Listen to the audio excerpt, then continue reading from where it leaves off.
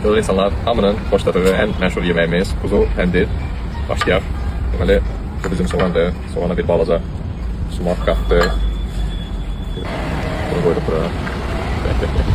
Gözəlliyə bax, nə gözəlliyə. Of.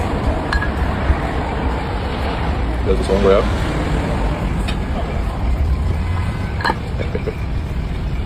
Ət gələcək, müsibət. Bir balaca limon sıxırıq, təzyiqi tam oynatmamaq.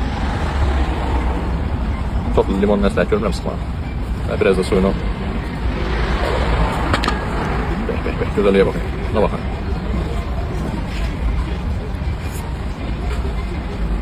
Müsibət.